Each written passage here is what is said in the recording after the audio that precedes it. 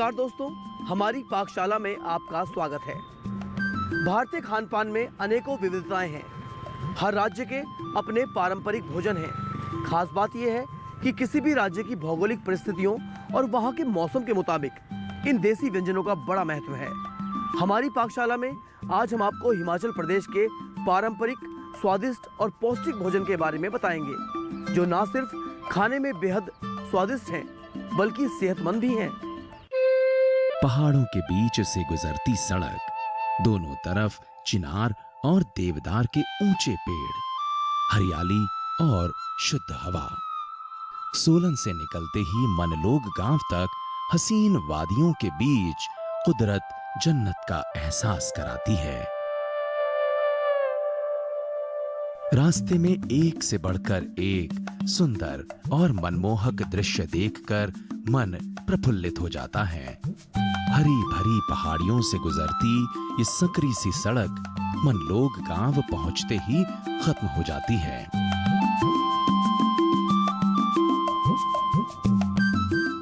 इसके बाद करीब 300 मीटर एक कच्चे रास्ते पर चलकर गांव के भीतर पहुंचते हैं। मनलोग हिमाचल का प्राचीन गांव है, लेकिन यह गांव काफी विकसित है। गांव में पक्के मकान हैं।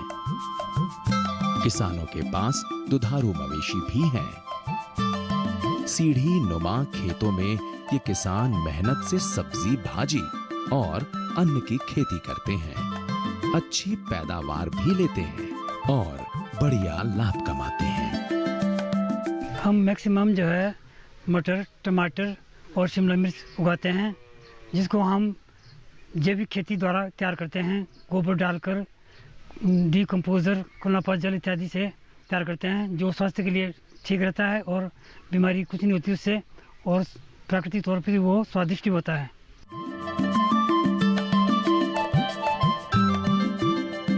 हिमाचल के छोटे छोटे गांव शहरों से काफी दूर बसे हैं।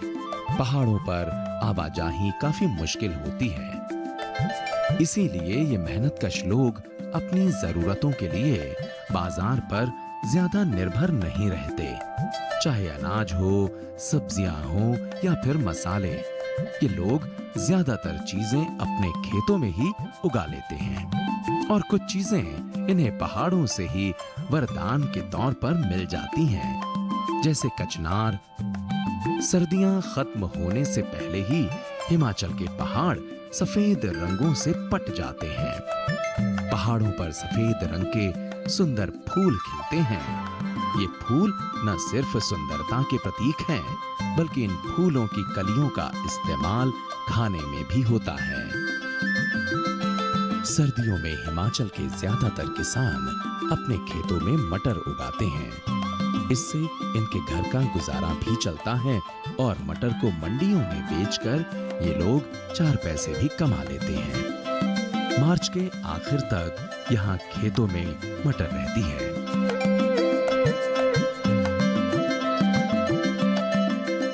उधर फरवरी के आखिर से ही कचनार के पेड़ों पर कलियां खिलने लग जाती हैं। कचनार के साथ मटर की सब्जी बेहद लजीज और पौष्टिक मानी जाती है। इसमें एंटीऑक्सीडेंट्स, प्रोटीन, फाइबर, मिनरल्स और विटामिन्स की पर्याप्त मात्रा होती है। इस बेहद स्वादिष्ट सब्जी को ठंड के मौसम में बड़े चाव के साथ खाया जाता है।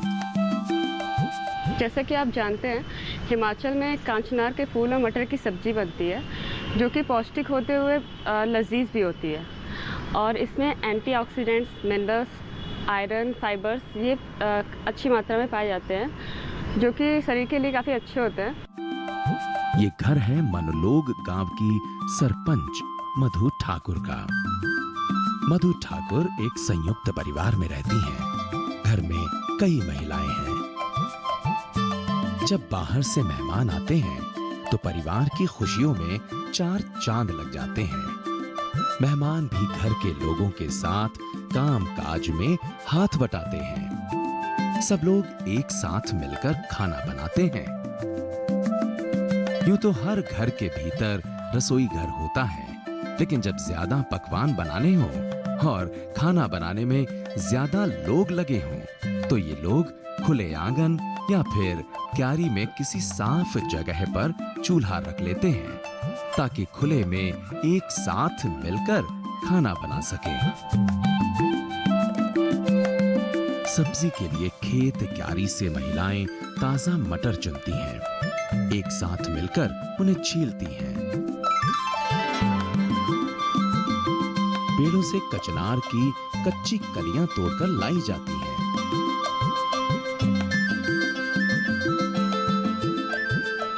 इन कलियों की मटर और मसालों के साथ चटपटी सब्जी बनाई जाती है। सबसे पहले सूखी लकड़ियों की मदद से चूल्हे में आग जलाई जाती है।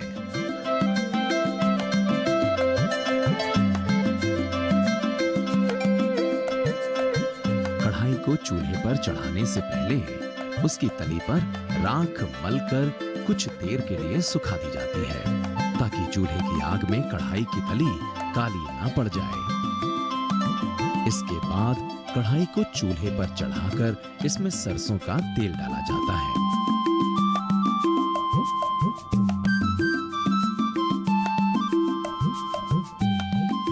जब तेल अच्छे से गर्म हो जाता है तब इसमें बारीक कटे हुए प्याज डालकर उन्हें भूना जाता है। पहाड़ी लोग अक्सर सब्जियों को सुखाकर भी इस्तेमाल करते हैं। जैसे सर्दियों में पैदा होने वाली मटर को गर्मियों में इस्तेमाल के लिए सुखाकर रख लिया जाता है, ठीक वैसे ही गर्मियों में पैदा होने वाले लहसुन को पूरे साल के लिए सुखाकर रख लिया जाता है। ये भूरे रंग का सूखा लहसुन है जिसे ताजे लहसुन की तरह ही तड़का लगाने में इस्तेमाल किया जाता है। प्याज और लहसुन को एक साथ कढ़ाई में भूना जाता है। जब तक धीरे धीरे सब्जी पकती है, महिलाएं दूसरे पकवान की तैयारियों में जुट जाती हैं।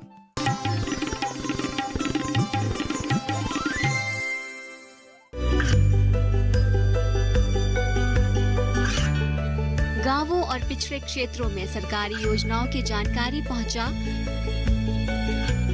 देश में कौशल और क्षमता विकास कर ग्रामीणों को सामाजिक बदलाव और विकास से जोड़ने की दूरदर्शन किसान की पहल चौपाल चर्चा देखें सोमवार से शुक्रवार सुबह 9 बजे।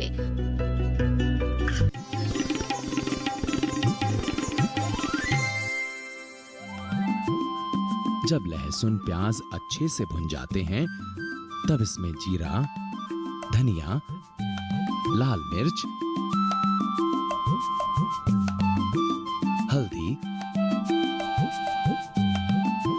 गरम मसाला,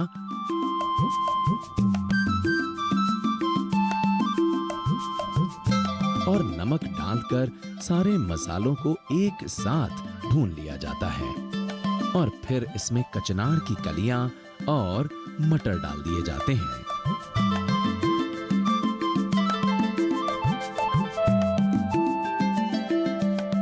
तड़का लगाने के बाद सब्जी में थोड़ा पानी डालकर मिलाकर उसे ढक दिया जाता है।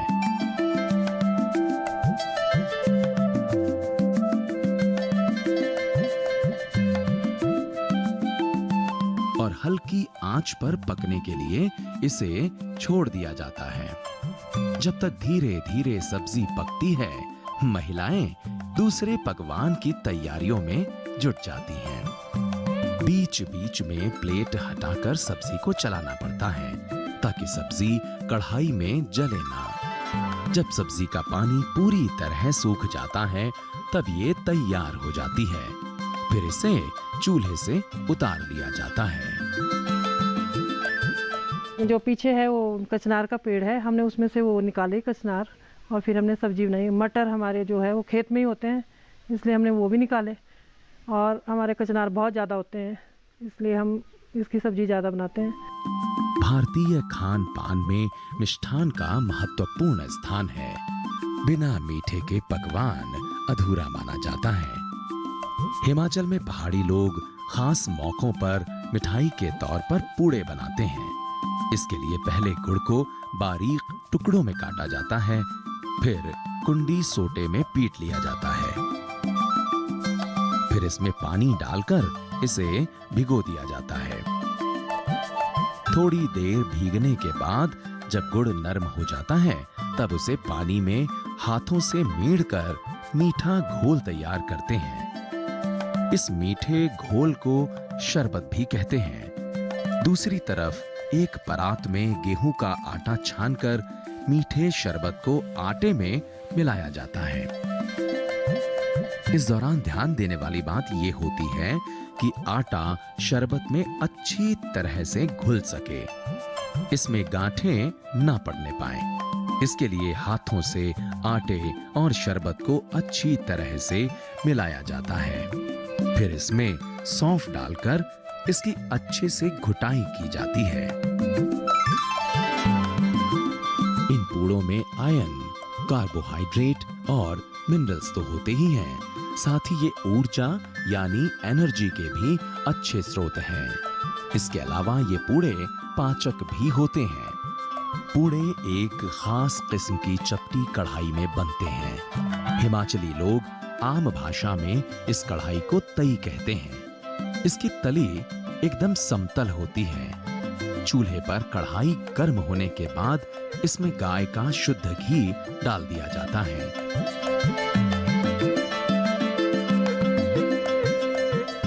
गर्म घी में करछी की मदद से मीठा घोल डालकर इस तरह पूड़े बनाए जाते हैं।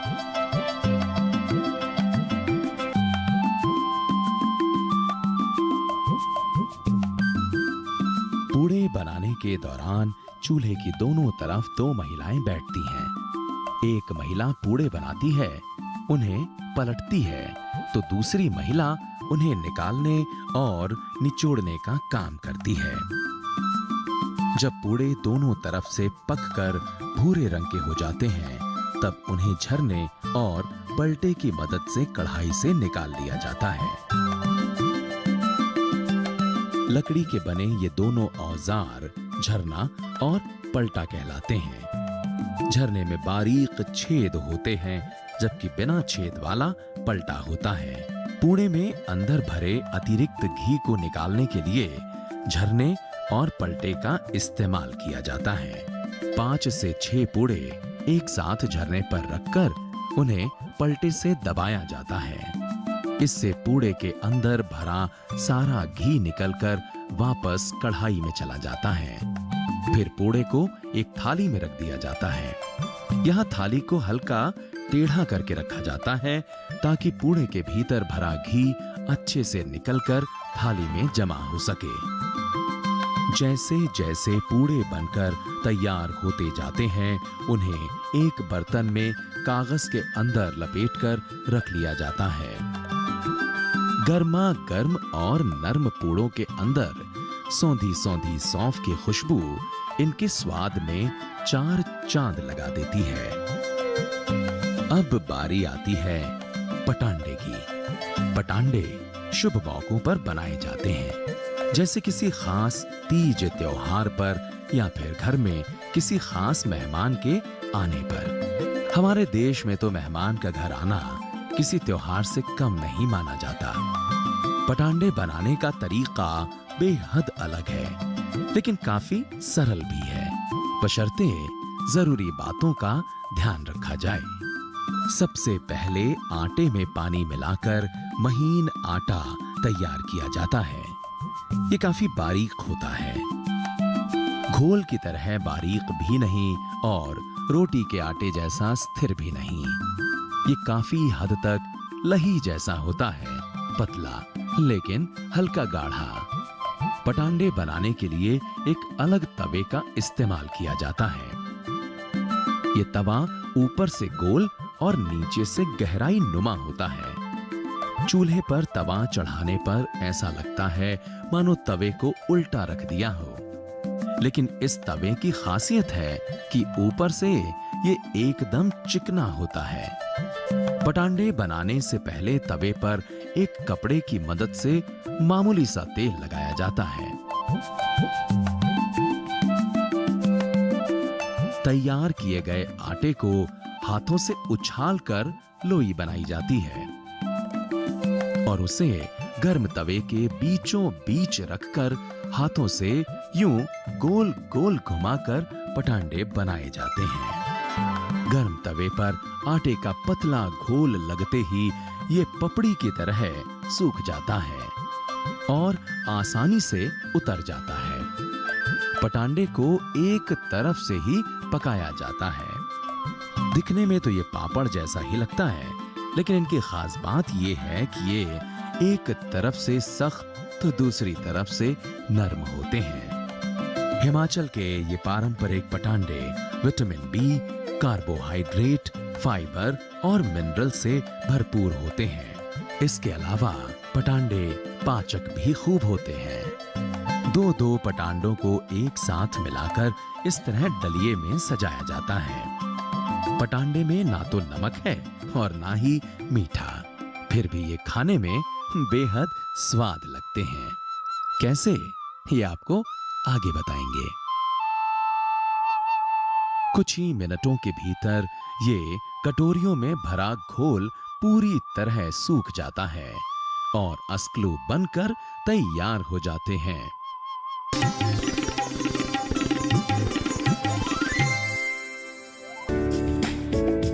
ये कामयाबी है अन्नदाता की। ये कहानी है खेत और खलिहानों की। कैसे करें अपने पशुओं की देखभाल, जानिए गांव-गांव के किसानों का हाल। देखिए गांव किसान, सोमवार से शुक्रवार दोपहर 12 बजे सिर्फ डीडी किसान पर।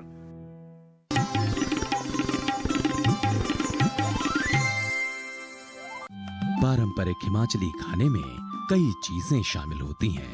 पूड़े पटांडे के साथ अस्क्लू तो बनते ही बनते हैं। अस्क्लू का नाम शायद आपने पहली बार सुना हो, लेकिन इस कार्यक्रम को देखकर आप इन्हें अपने घर में भी बना सकते हैं और घर बैठे हिमाचल के पारंपरिक भोजन का लुत्फ उठा सकते हैं। अस्क्लू पत्थर के इस खास सांचे में बनाए जाते हैं जिसे अस्कवाली कहा जाता है। ये काफी वजनदार होता है और इसमें छोटे छोटे कटोरी नुमा गड्ढे होते हैं। अस्क्लू बनाने में ज्यादा वक्त नहीं लगता, लेकिन इस सांचे को गर्म करने में थोड़ा वक्त जरूर लगता है। अस्क्लू बनाने के लिए चूल्हे में तेज आंच जलाकर अस्कवाली को चढ़ा दिया जाता है। इस बीच मैदा छानकर उसमें सोडा और पानी मिलाकर लही जैसा बारीक घोल बनाया जाता है जो काफी पाचक होता है। अस्क्लू न सिर्फ कब्ज दूर करते हैं बल्कि एसिडिटी से भी राहत देते हैं। इसके अलावा इसमें कार्बोहाइड्रेट भी खूब होता है।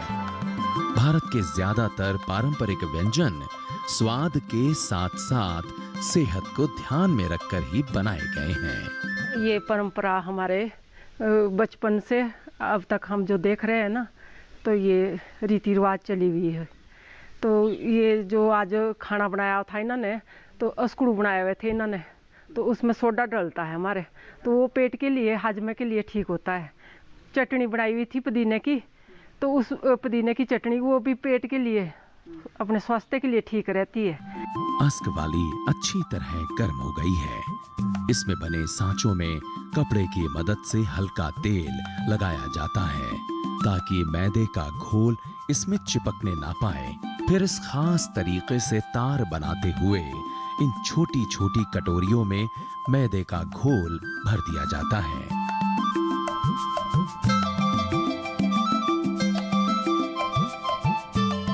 थोड़ी देर के लिए इसे प्लेट से ढककर छोड़ दिया जाता है।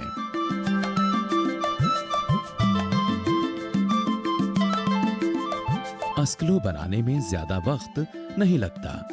कुछ ही मिनटों के भीतर ये कटोरियों में भरा घोल पूरी तरह सूख जाता है और अस्क्लू बनकर तैयार हो जाते हैं। फिर इन्हें चाकू की मदद से इस तरह से निकालकर रख लिया जाता है। हालांकि इतने सारे पकवान बनाना किसी एक महिला के लिए थोड़ा मुश्किल भरा हो सकता है, लेकिन जब सब महिलाएं मिलकर ये काम करती हैं तो काम आसान हो जाता है और पकवान भी जल्दी बन जाते हैं। खाना बनाने के दौरान आपस में बातचीत और हंसी मजाक का दौर भी खूब चलता है। इससे वक्त भी गुजर जाता है और पकवान भी समय पर बनकर तैयार हो जाते हैं। अब बारी है खाने में सबसे जायकेदार व्यंजन यानी स्वादिष्ट चटनी की। चटनी तो आम तौर पर सभी जगहों पर बनाई जाती है, लेकिन हिमाचल की चटनी सबसे अलग होती है क्योंकि ये अनारदाना, तिल, प्याज और पुदीने को मिलाकर बनाई जाती है। इस सुगंधित और स्वादिष्ट चटनी को बनाते कैसे हैं, चलिए ये भी देखिए। पत्थर की कुंडी में लकड़ी के सोटे से कूट कूट कर ये चटनी बनाई जाती है। इसके लिए सबसे पहले कुंडी में अनारदाने में नमक मिलाकर उसे कूटा जाता है। जब अनारदाना पिसकर महीन हो जाता है तब इसमें तिल मिलाए जाते हैं। दोनों चीजों को मिलाकर एक साथ पीसा जाता है। मीठा होने की वजह से अनारदाना कुंडी में चिपकता भी है, इसलिए इसे बीच बीच में चम्मच से खुरचकर छुड़ाना पड़ता है। फिर इसमें ताजा पुदीने के पत्ते मिला दिए जाते हैं। इसके बाद चटनी में कटा हुआ प्याज डालकर सभी चीजों को एक साथ कूटा जाता है। जब चटनी पिसकर महीन हो जाती है तब इसमें थोड़ा सा नमक, पिसी हुई लाल मिर्च और सूखा धनिया मिलाया जाता है।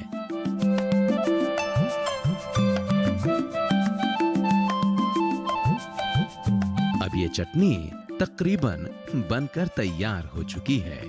इसे कुंडी से एक बर्तन में निकाल लिया जाता है।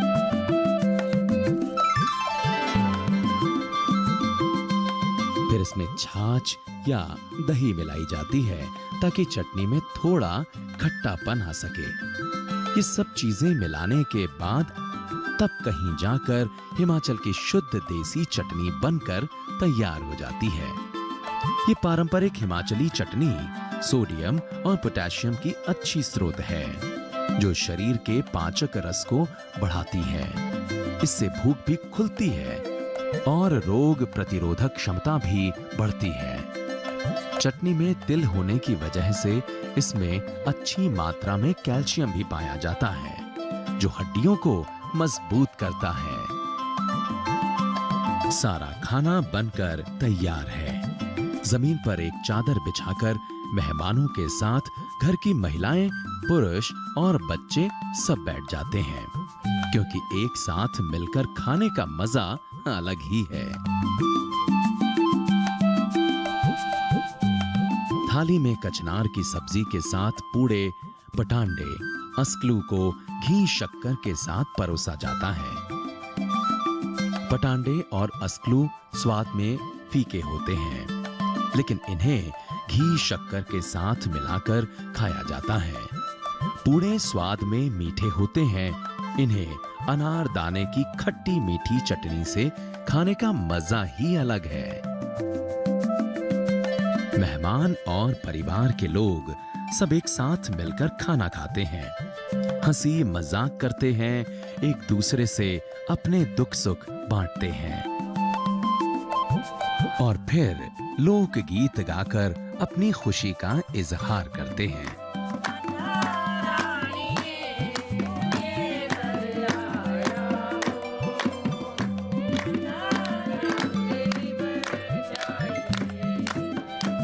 दर्शकों, आज के इस कार्यक्रम में बस इतना ही। हमें दीजिए इजाजत। अगले हफ्ते एक नई जगह और अनोखे पारंपरिक लाजवाब खान पान के साथ फिर हाजिर होंगे आपके सामने। तब तक के लिए नमस्कार। आप देखते रहिए डीडी किसान। इन सूखी सब्जियों में कुमटिया, सांगरी, कैर, बोर और मतीर को मिलाकर मसालेदार सब्जी बनाते हैं, जिसे राजस्थानी भाषा में पंचकूट कहते हैं। ये न सिर्फ खाने में बेहद लजीज होती है बल्कि पोषण से भी भरपूर होती है।